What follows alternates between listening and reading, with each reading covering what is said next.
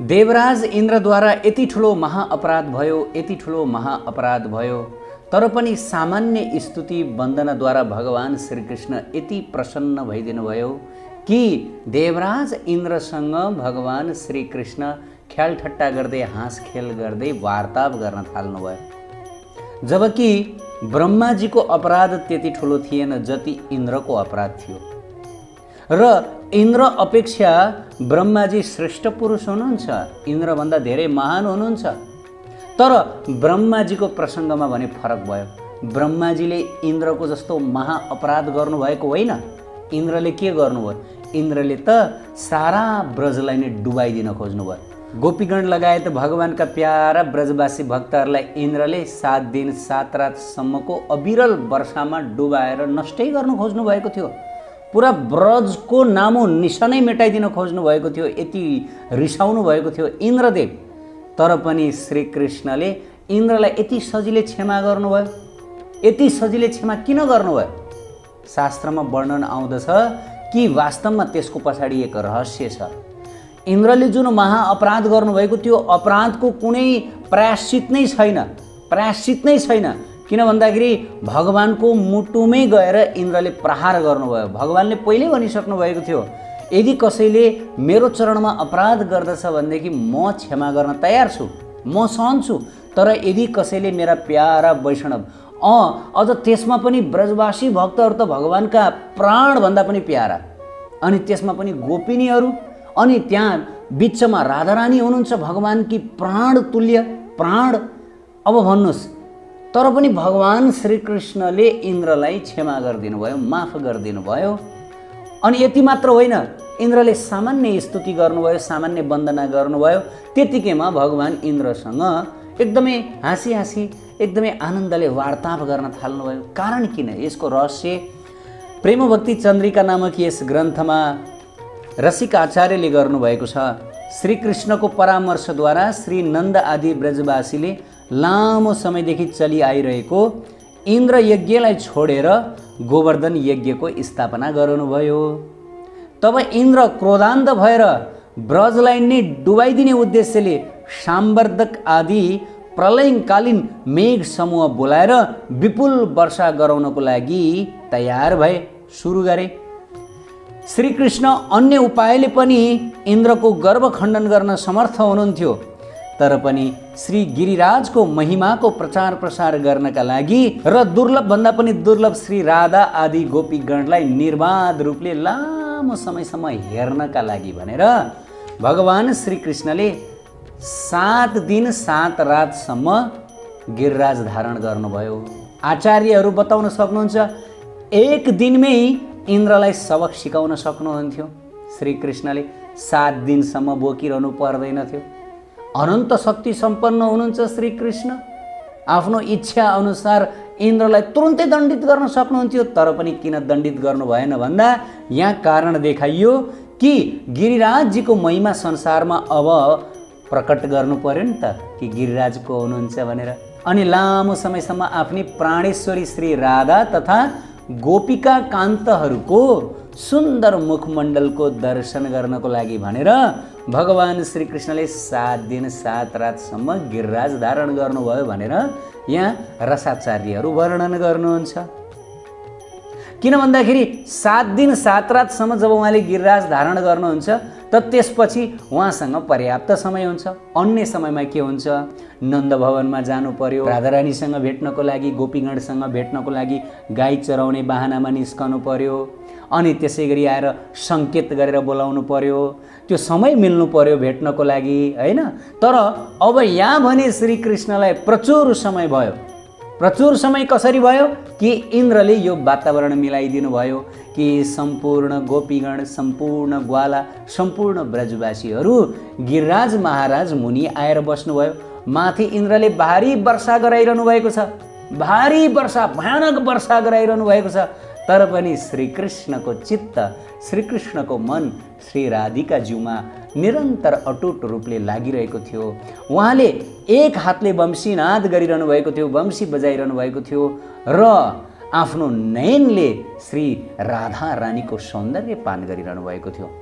हामीहरूले पहिले पनि चर्चा गऱ्यौँ कि श्री कृष्ण राधा वैश्य हुनुहुन्छ, अर्थात् राधा रानीको वशमा हुनुहुन्छ। रसिक प्रवर गौर पार्षद श्रील प्रबोधानन्द सरस्वती ठाकुर महाराज श्री श्री राधा रस सुधानिधिमा बताउनुहुन्छ कि राधा रानीसँग कति शक्ति छ भनेर। राधा रानीसँग कति शक्ति छ?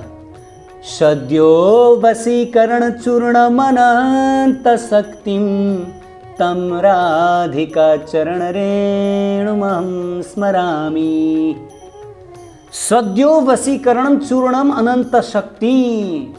राधा रानीसँग यति शक्ति छ, यति शक्ति छ, उहाँको शक्तिको कुनै अन्दाज नै छैन, कुनै गिन्ती नै छैन। किनकि परम शक्तिमान स्वयं श्रीकृष्णलाई पनि जसले आफ्नो बसमा राख्न सक्नु भएको छ। सद्यो वशीकरण चूर्णम अनन्त शक्ति। सद्यो भनेको श्रीकृष्ण जो सर्वशक्तिमान हुनुहुन्छ। अरे श्रीकृष्ण कुनै चान्चुन व्यक्तित्व हुनुहुन्न। ब्रह्मेश्वरादि सुदुरूह पदारविन्दम। ब्रह्मा रुद्र लगायतका महायोगीन्द्रहरूको लागि पनि जसको दर्शन दुर्लभ छ। योगीन्द्र दुर्गम गतिर मधुसूदनोपि, अर्थात् यी महान महान योगीन्द्रहरूले पनि यी मधुसूदन भगवान श्रीकृष्ण भगवानको दर्शनधरि पनि गर्न सक्नुहुन्न, दुर्लभ छ। अरे ऋषिमुनिहरू करोडौँ वर्षसम्म ध्यान तपस्या गरेर पनि यी मधुसूदन भगवान श्रीकृष्णको दर्शन गर्न सक्नुहुन्न। ब्रह्म संहितामा बताइएको छ कि यी श्रीकृष्ण कतिसम्म अदर्शनीय हुनुहुन्छ, दर्शन गर्न नसकिने, दर्शनै गर्न नसकिने, दुर्लभ, अति दुर्लभ। यदि कुनै महायोगी महाध्यानी मनको गतिमा यात्रा गरेर श्रीकृष्णको दर्शन गर्न खोज्छ भने पनि उसले दर्शन गर्न सक्दैन। श्रीकृष्णको चरणको औँलोको टुप्पो पनि दर्शन गर्न सक्दैनन् भनेर ब्रह्माजीले ब्रह्म संहितामा बताउनु भएको छ। महायोगी महाध्यानी महातपस्वीहरूको लागि पनि दुर्लभ श्रीकृष्णको दर्शन। अब यहाँ शास्त्रमा बताइयो रस सुधानिधि, राधा रस सुधानिधिमा बताउनु भयो सद्यो वशीकरण चूर्णम अनन्त शक्तिम तम राधिका चरण रेणु अहम स्मरामि। तर राधा रानीको शक्ति भने कति छ ल हेर्नुहोस् प्यारा भक्त सज्जन, कि श्रीकृष्ण जो अनन्त शक्ति, अनन्त अनन्त ब्रह्माण्डलाई उत्पन्न गर्नुहुने, अनन्त अनन्त ब्रह्माण्डका नायक, अनन्त अनन्त देवताहरूका पनि परमाराध्य, अनन्त अनन्त अनन्त शक्तिले सम्पन्न हुनुभएका श्रीकृष्ण जसको इच्छा मात्रले पनि यी अनन्त अनन्त ब्रह्माण्डहरू प्रकट हुनुहुन्छ। अण्डान्तरस्थ परमाणु चयान्तरस्थम गोविन्दमादि पुरुषम तमहम भजामि। यी अण्डाकारका अनन्त अनन्त कोटि ब्रह्माण्डहरू श्रीकृष्ण श्री गोविन्दको इच्छाले प्रकट हुन्छन्। यस्ता महाशक्तिशाली परमेश्वर, ईश्वरका पनि ईश्वर, परात्पर परिपूर्णतम भगवान श्रीकृष्णलाई पनि जसले आफ्नो वशमा राखिदिनुहुन्छ। सद्यो वशीकरण चूर्णम अनन्त शक्तिम। हो यिनै राधा रानी अनन्त शक्तिले सम्पन्न हुनुहुन्छ, जसले परम शक्तिमानलाई पनि आफ्नो वशमा पारिदिनु भयो। त्यही भएर राधा रानीको अर्को एक नाम हो हरे। जुन हामी हरे कृष्ण महामन्त्र जप गर्दछौँ नि, हरेको अर्थ राधे अनि हरे रामको अर्थ के हो? राधा रमण, जो राधासँग रमण गर्नुहुने। वास्तवमा राधा रानी श्रीकृष्ण कि प्राण स्वरूपा हुनुहुन्छ, आत्मा स्वरूपा हुनुहुन्छ भनेर त हामीहरूले यो प्रसङ्गमा बार बार चर्चा गरिसकेका छौँ। त यदि श्रीकृष्ण शरीर र श्री राधा त्यही शरीरकै आत्मा हुनुहुन्छ भने निश्चित रूपले शरीरभन्दा आत्मा त शक्तिशाली हुने नै भइहाल्यो। त्यसै कारण रसिक प्रवर श्रील प्रबोधानन्द सरस्वती ठाकुर महाराज प्रार्थना गर्नुहुन्छ, सद्यो वशीकरण चूर्णम अनन्त शक्तिम तम राधिका चरण रेणु मनुस्मरामि। अनन्त शक्ति सम्पन्न राधा रानीको चरण रेणुकै म स्मरण गर्दछु, राधा रानीको चरण धुलीकै स्मरण गर्दछु। अब राधा रानीको चरण धुली भनेको के हो? राधा रानीको चरण धुली भनेको वृन्दावनको रज, वृन्दावनको कण। वृन्दावनमा जति पनि कणहरू छन् ती सम्पूर्ण कण भनेको राधा रानीको चरण धुली। त राधा रानीको चरण धुली महान महान देवी देवताहरूलाई पनि प्राप्त गर्न दुर्लभ छ, तर जगतवासीलाई राधा रानीकै कृपाले गरेर आज श्रीधाम वृन्दावनमा राधा चरण रेणु प्रशस्त उपलब्ध छ। तर पनि यदि कोही व्यक्तिले राधा रानीको यो कृपालाई स्वीकार गर्न चाहँदैन भनेदेखि त निश्चित रूपले ऊभन्दा अभागी को हुन सक्छ। गौर पार्षद श्रील प्रबोधानन्द सरस्वती ठाकुर महाराज गाउनुहुन्छ राधा पदाङ्क विलसन मधुरस्थली के, अर्थात् यो जुन श्रीधाम वृन्दावन हो, श्रीधाम वृन्दावन भनेको राधा रानीको पदाङ्कित धाम हो, अर्थात् राधा रानीको चरण रजले सिंचित धाम हो। यहाँका प्रत्येक कणहरू राधा रानीको चरण हुन्। त्यस कारणले गर्दा जब पनि हामी श्रीधाम वृन्दावनमा आउँदछौँ हामीले श्रीधाम वृन्दावनको प्रत्येक कणको सेवन गर्नुपर्दछ।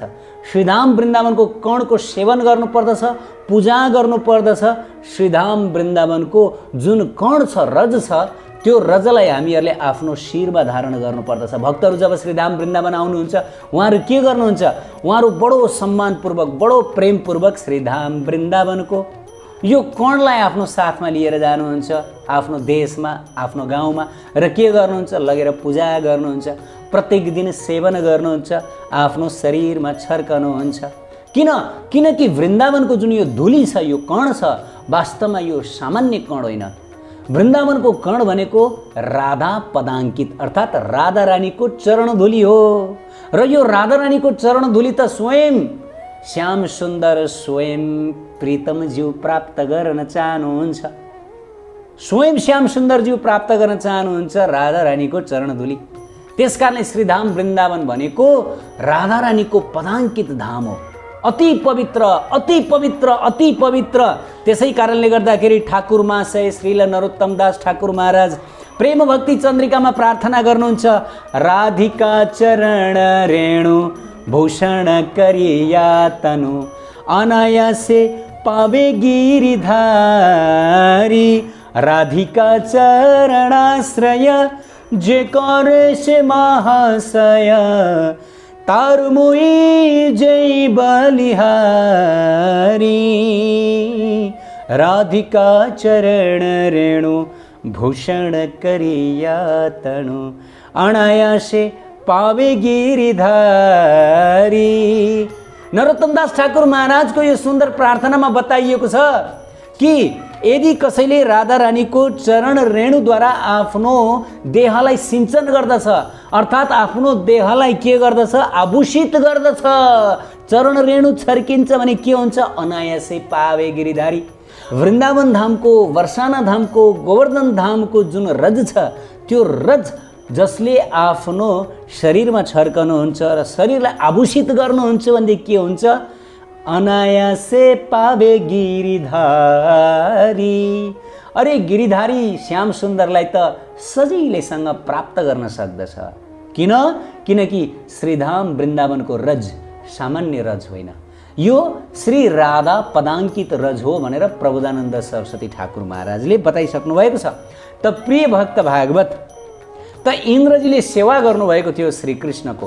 बाहिरी दृष्टिले हेर्दा इन्द्रजीले घनघोर वर्षा गराइदिनु भएको थियो। 7 दिन 7 रातसम्म अविरल वर्षा गराएर वृन्दावनलाई नै डुबाइदिन खोज्नु भएको थियो। बाहिरी दृष्टिले हेर्दा महाअपराध जस्तो देखिए पनि श्रीकृष्णले महाअपराध मान्नु भएन।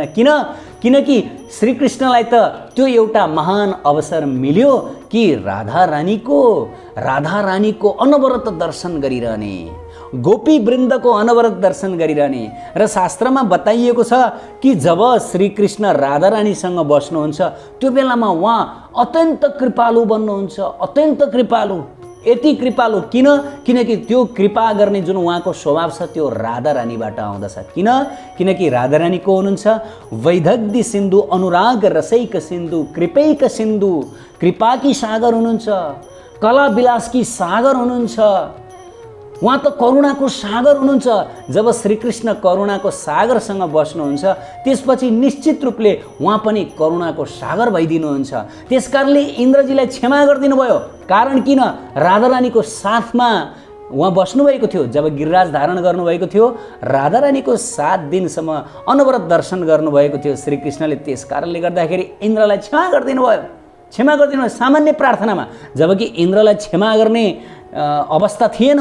भयानक अपराध गर्नुभएको थियो, महाअपराध गर्नुभयो। यति ठुलो अपराध आजसम्म कसैले पनि गर्नुभएको छैन। भगवत चरणभन्दा पनि ठुलो अपराध भनेको भगवत भक्तहरूको चरणमा अपराध। यति ठुलो अपराध आजसम्म कसैले गर्नुभएको थिएन। तर पनि राधा रानीको सँग, राधा रानीको त्यो जुन कृपा सिन्धुको प्रभावले गरेर श्रीकृष्णले इन्द्रलाई क्षमा गरिदिनु भयो। तर उता ब्रह्माजीले त्यति ठुलो अपराध गर्नुभएको थिएन। के गर्नुभएको थियो ब्रह्माजीले? बस भगवान श्रीकृष्णका ग्वालसखा अनि त्यसै गरी आएर भगवानका बाछा बाछीहरू लगेर लुकाइदिनु भएको थियो ब्रह्मलोकमा, योग निन्द्रामा। त पछि जब उहाँ हेर्न भनेर आउनुभयो, यो ब्रह्म विमोहन लीला श्रीमद् भागवतमा वर्णित छ। त उहाँले पछि देख्नुभयो श्रीकृष्णले आफैले आफैलाई ब्रह्माजीद्वारा लुकाइएका ती ग्वालबालहरूमा विस्तार गर्नुभएको थियो, ती बाछा बाछीहरूमा विस्तार गर्नुभएको थियो। यो लीला श्रीमद् भागवतमा आउँदछ। जब ब्रह्माजीले भगवानको यो अद्भुत लीला ऐश्वर्य देख्नुभयो, त्यसपछि भगवानको चरणमा गएर प्रार्थना गर्नुभयो, उच्चकोटिको प्रार्थना गर्नुभयो। तर पनि श्रीकृष्ण खासै ब्रह्माजीसँग त्यति बोल्न चाहनु भएन। त्यो बेला रसाचार्यहरू बताउनुहुन्छ किन त्यति धेरै बोल्न चाहनु भएन, जबकि ब्रह्माजीले इन्द्रले गर्नुभएको जस्तो महाअपराध गर्नुभएको थिएन। के नै अपराध गर्नुभएको थियो? बस लगेर लुकाइदिनु भएको थियो। ब्रह्मा टेस्ट गर्न चाहनुहुन्थ्यो। इन्द्र त टेस्ट मात्र गर्नु होइन, इन्द्रले त ब्रजलाई नै डुबाइदिन खोज्नु भएको थियो। भयानक अपराध गर्नुभएको थियो इन्द्रले त। तर ब्रह्माले त त्यति ठुलो अपराध गर्नुभएको थिएन। तर पनि भगवान इन्द्रसँग हाँस खेल गरेर वार्ताव गरेर बस्नुभएपछि सामान्य स्तुतिले पनि भगवान पग्लिनुभयो। तर यता ब्रह्माजीसँग भने उहाँ खासै बोल्नु भएन। किन थाहा छ? किन भन्दाखेरि जुन यो लीला भइरहेको थियो, यो लीलामा ब्रह्म विमोहन लीला भइरहेको थियो, त्यो बेलामा राधा रानी त्यही लीलामा हुनुहुन्न थियो। प्रिय भक्त भागवत रसाचार्यहरू वर्णन गर्नुहुन्छ, राधा रानी नजिकै उपस्थित हुनुहुन्न थियो। अरे करुणा सिन्धु राधा रानी नजिकै उपस्थित हुनुहुन्न थियो। त्यस कारणले गर्दाखेरि ब्रह्माजी प्रति भगवान श्रीकृष्णको त्यति जति इन्द्रप्रति करुणा भाव आयो, त्यति करुणा भाव भगवान श्रीकृष्णले प्रकट गर्न सक्नु भएन भनेर रसाचार्यहरू वर्णन गर्नुहुन्छ। त प्रिय भक्त भागवत राधा रानीको यस्तो अनन्त शक्ति छ, जसले परम शक्तिमानलाई पनि आफ्नो इच्छा अनुसार चलाइदिनुहुन्छ। त्यसै कारणले गर्दा इन्द्र भाग्यमानी हुनुहुन्थ्यो, बच्नुभयो। राधा रानीको कृपाले बच्नुभयो, राधा रानीको कृपाले बच्नुभयो। नत्र इन्द्र बच्नेवाला हुनुहुन्न थियो। श्रीकृष्णको क्रोधबाट सानो अपराध गर्नुभएको थिएन।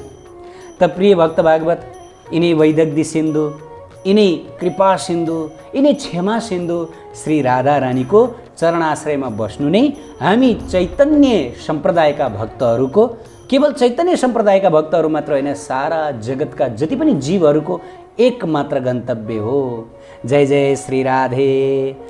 हरे कृष्ण।